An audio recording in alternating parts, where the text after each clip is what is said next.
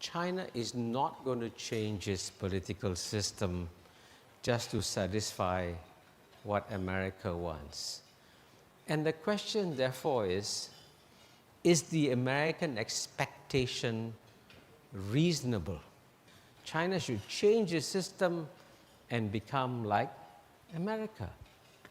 But when future historians look at this, they'll be very puzzled that the United States, which is barely less than 250 years old, with 330 million people, United States says, hey, I know better what's good for China. Now, China's history is over 2,000 years old, and the population is 4 times larger, and they have their own political traditions, their own political dynamic. How can the United States say, I know better what's good for China? Good evening, everyone. The most difficult assignment you can get is to deliver a visionary speech. Because I don't know whether I'll give you dreams or whether I'll give you nightmares after my speech. But I think I might give you a combination of both.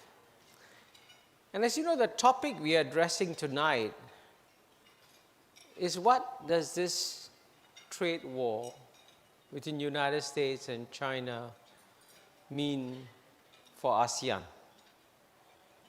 And trust me, in the next 10 years, this struggle between the United States and China is going to become monumental. We'll all be affected by it. So let's get ready for it. So what I plan to do today, since I'm going to talk about ASEAN, I should also speak about ASEAN and explain to you,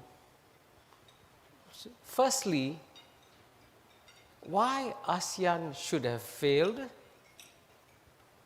2, why it succeeded. 3, what ASEAN has delivered. 4, the dangers that ASEAN is facing now. And that's when I'll talk about the US-China trade war. And 5, what do we do about it? And I want you all to keep on eating. Don't pause. And I will stick to my 30 minutes assigned to me. Let me begin by telling you that 52 years ago, in Bangkok, here, 5 men came to Bangkok and had a meeting.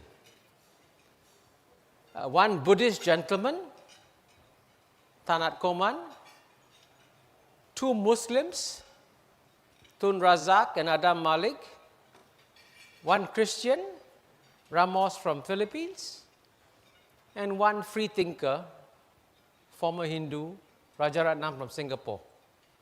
And they met in Bangkok and they signed the ASEAN Declaration. Now, if they were alive today and they could see where ASEAN is today, they would be absolutely shocked. And they say, this is amazing. They say, this is a miracle. That's why my co-author and I, Jeffrey Singh, I'm glad he's here today, have authored a book called The ASEAN Miracle. And it's important to understand this miracle because if you want to preserve it, and we all want to preserve ASEAN, we have to know why ASEAN is so special. And the first reason why ASEAN is so special is that ASEAN should have failed. I want to emphasize this, okay? ASEAN should not have succeeded. And there are many reasons why ASEAN should have failed. Because for a start, most regional organizations fail. And why do regional organizations fail? Because regional organizations is not like a club. You can choose your members. In a regional organization, the neighbors get together. And the problem about neighbors getting together is that neighbors have been fighting each other for 50 years, 100 years, 200 years, and you say, now be friends and join a regional organization. And if you want proof that regional organizations fail, look at regions like South Asia, India, Pakistan. Their culture is so similar. They speak the same language. And SAARC cannot even meet. The Gulf Cooperation Council, same language, same culture, all monarchies. Saudi Arabia and Qatar cannot talk to each other. And amazingly, the most successful regional organization in the world, the European Union, is about to break up before ASEAN is going to break up. That's amazing. That shows you how difficult it is. And if you were to pick the most difficult region in the world to plant a regional organization, you would choose Southeast Asia. Because out of 640 million people, you have 240 million Muslims, 150 million Christians, 150 million Buddhists, Mahayana Buddhists, Hinayana Buddhists, you have Confucianists, you have Taoists, you have Hindus, and you have communists. Southeast Asia is the most diverse region on planet Earth. This is where regional organizations are supposed to fail. Instead, it has succeeded. So the question is, why has ASEAN succeeded? And it's important to know a bit of the history, because one of the themes I'm going to emphasize to you is that ASEAN does face the danger again of failing. So that's why we have to know why ASEAN has succeeded. And it has succeeded in our book, as we explained, because of 3 4-letter words. And the first 4-letter word begins with F. And I'll spell it for you.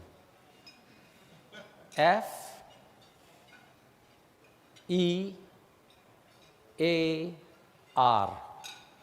Fear.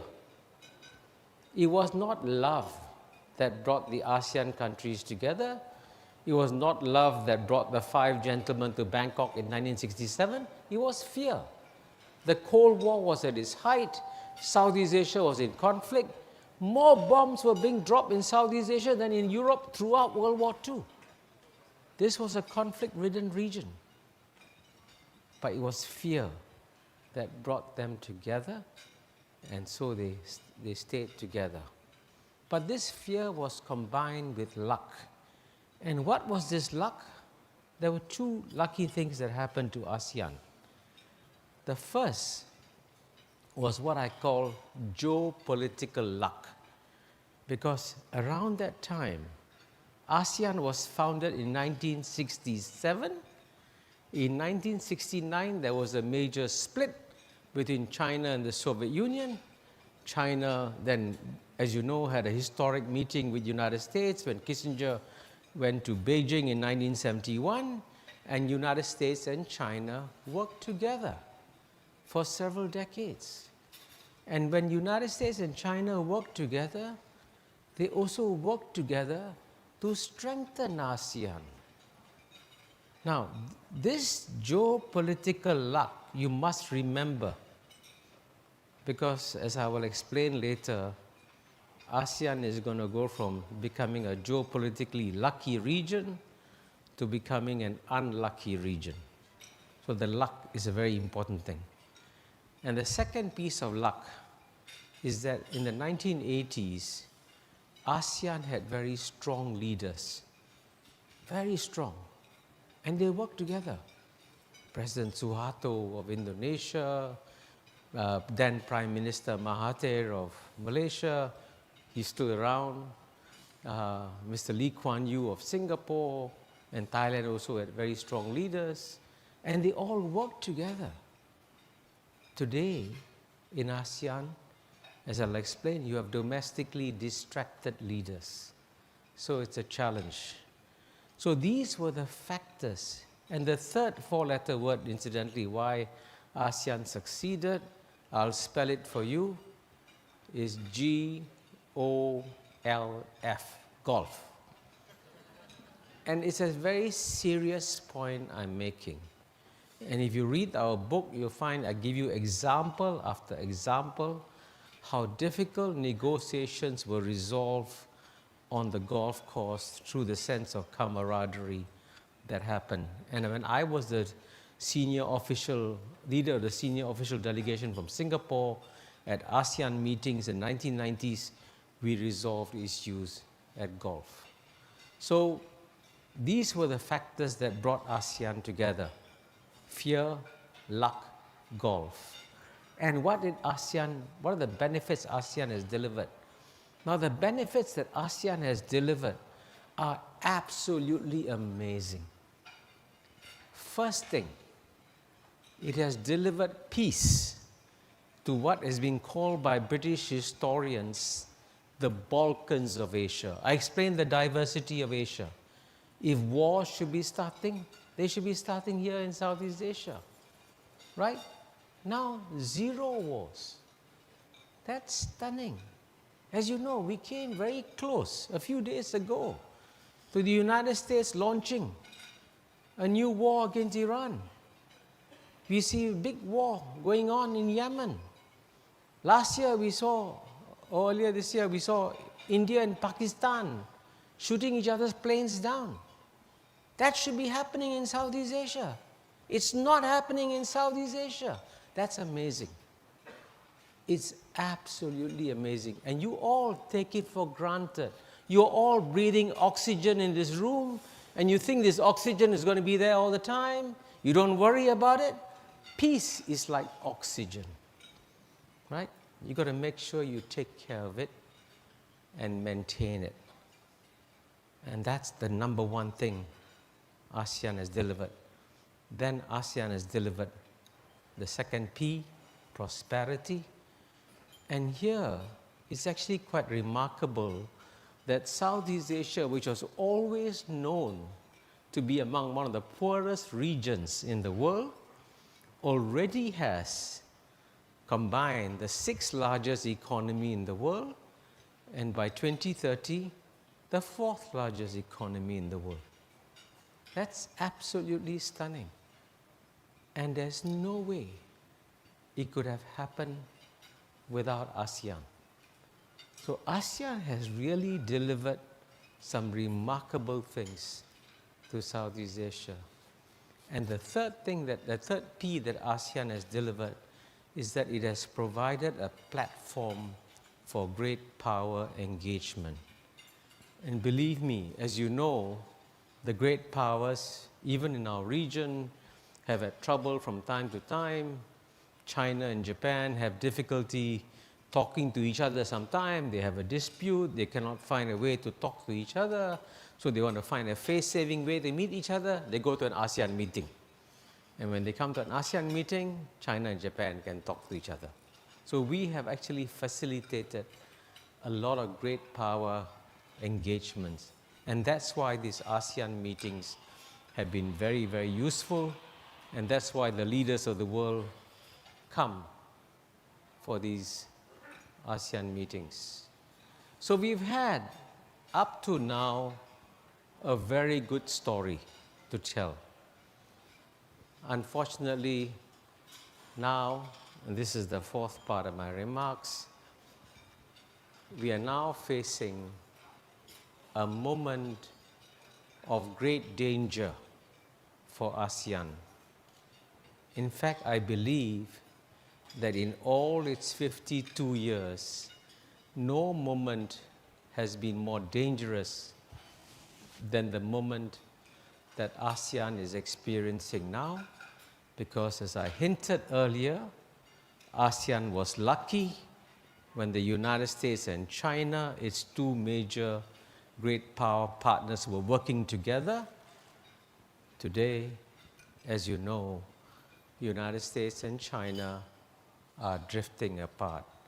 And I'm actually, just for your information, in exactly 7 days from now, I have to submit an 80,000-word manuscript to my publisher in New York, Public Affairs, on the future of US-China relations. And having written most of the book, I can tell you that the struggle between the United States and China will be monumental and multidimensional. You are only focused on the trade war, but it's not a trade war. Trade is only the place where they're playing the game. It's a much deeper struggle, a much deeper geopolitical struggle. And it goes back for thousands of years in human history. The relations, the geopolitical relationship in the world is defined as the one between the world's number one power, which today is the United States of America, and the world's number one emerging power, which today is China.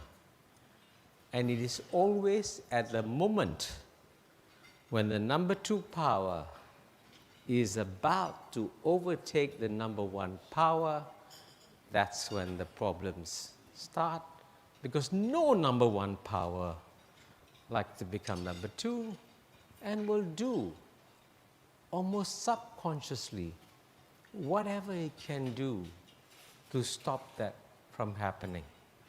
So what you've seen in the trade war is only one dimension of this struggle, because I can tell you they'll be played out in the economic dimension, it'll be played out in the political dimension, it'll be played out in the military dimension, it'll be played out in the cultural dimension, and also in what I call the primacy dimension. It's a very complex struggle within the United States and China. So, for example, the United States is imposing tariffs on China, saying China has been unfair in its trade practices, so the United States wants to improve it, and it's imposing tariffs.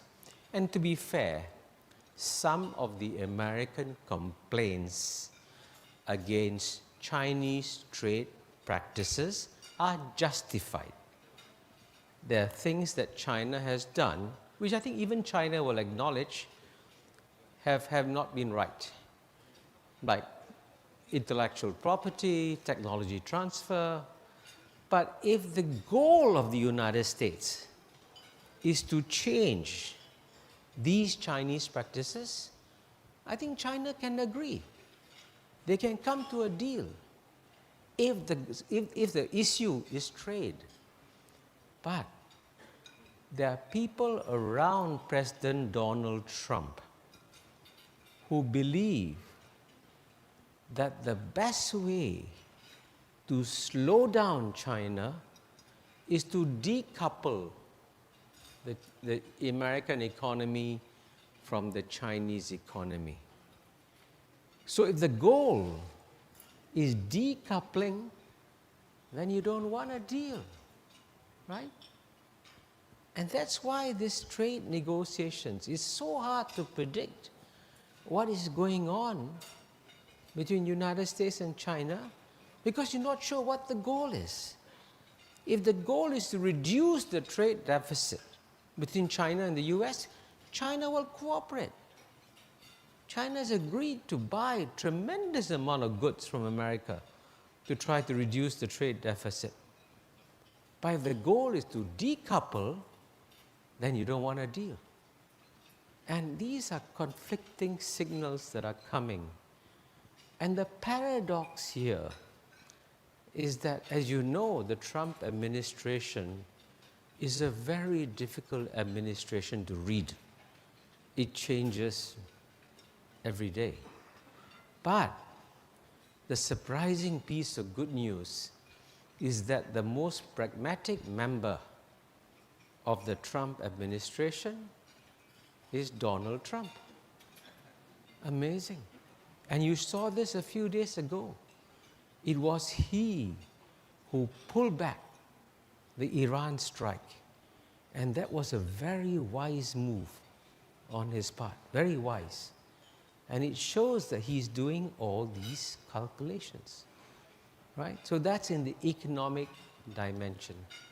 And in the economic dimension, you can always try to get, you all are better students of economics than I am, win-win outcomes.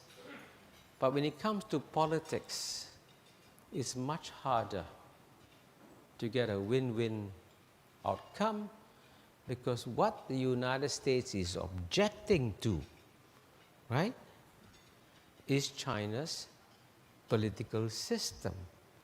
Now, if you read a lot of American statements, the Americans have said openly that we thought that if we engage China, if we open up the markets to China, China's society would open up, China's political system would open up, and China would become like America.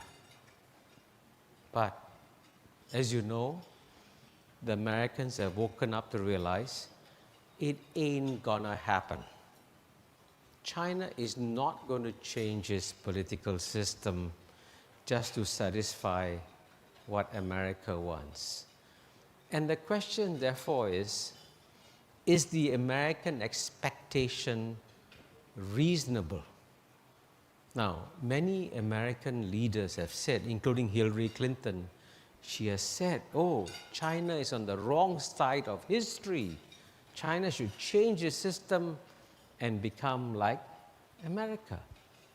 But when future historians look at this, they'll be very puzzled that the United States, which is barely less than 250 years old, with 330 million people, United States says, hey, I know better what's good for China.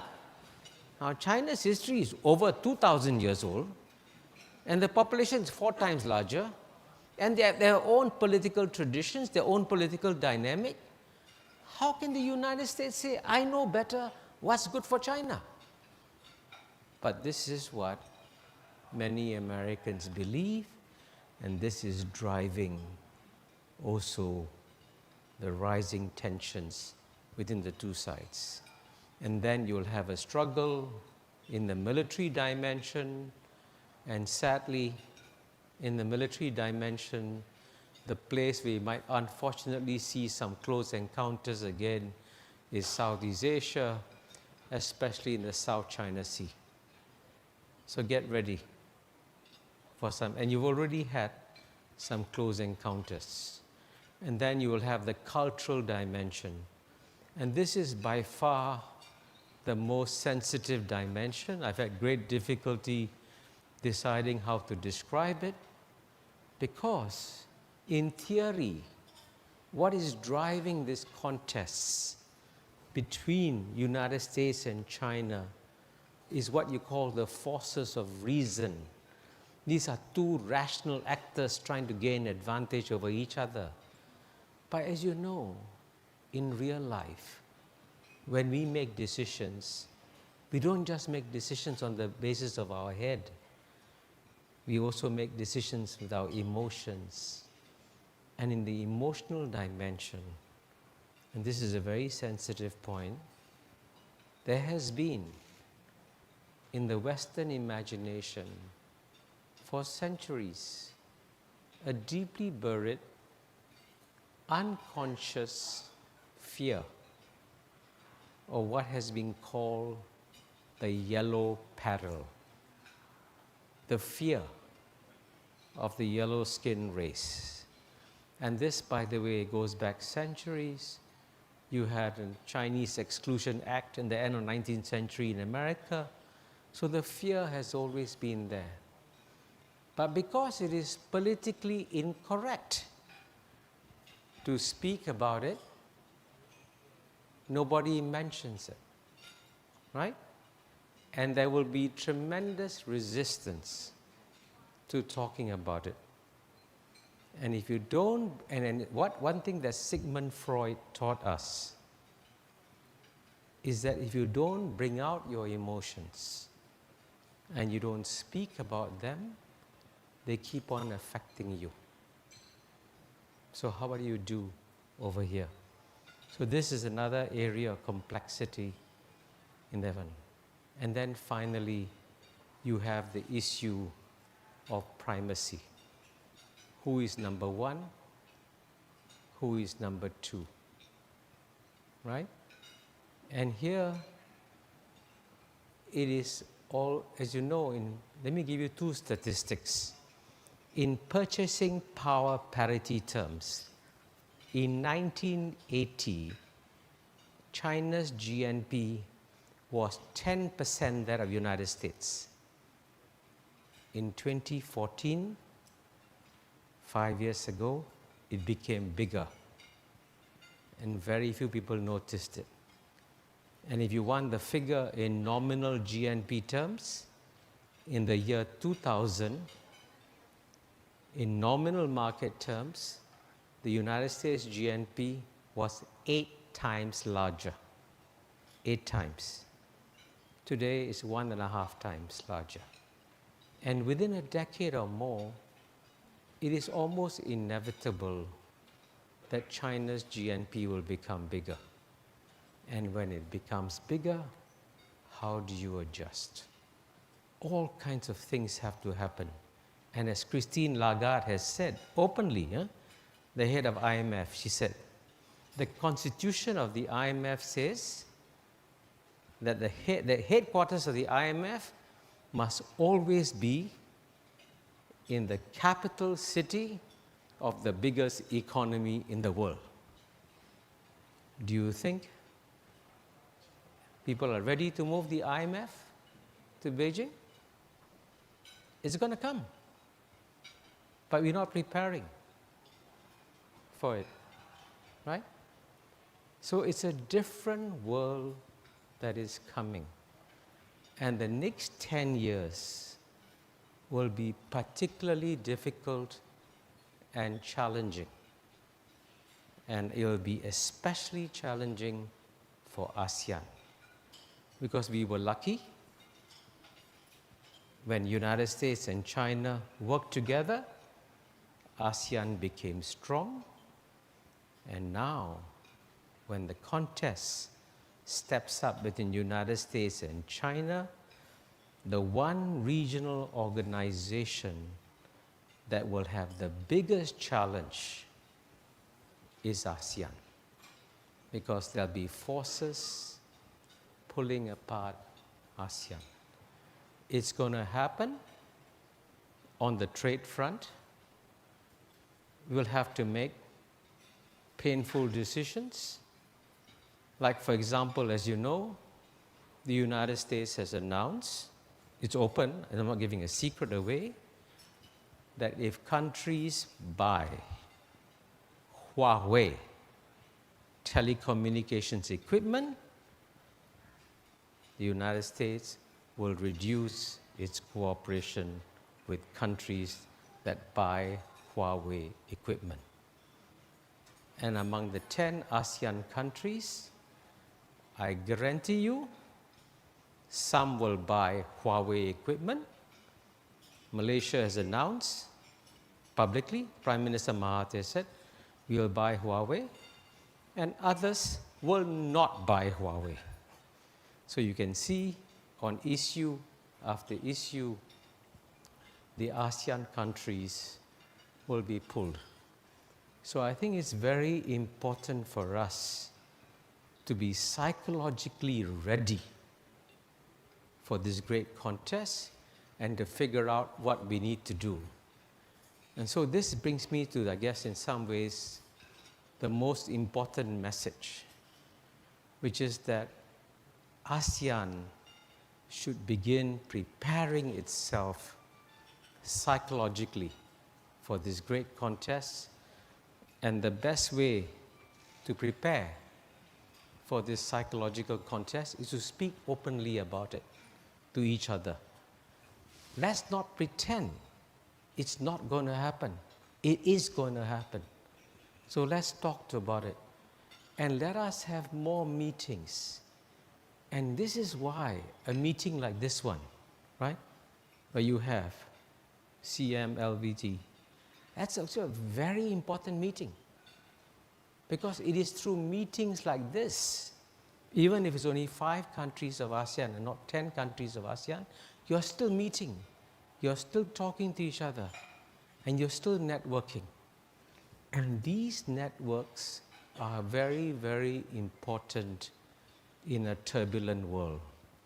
And I can tell you that even though I may have made you feel pessimistic by now, let me conclude on an optimistic note by telling you that despite these challenges, the world will continue to get better and better. And why do I have this confidence? Let me give you a few statistics. You know, in 1950, which is not so long ago, right? 2 years after I was born, 85% of the world's population lived in extreme poverty. Today, it's less than 10%, right?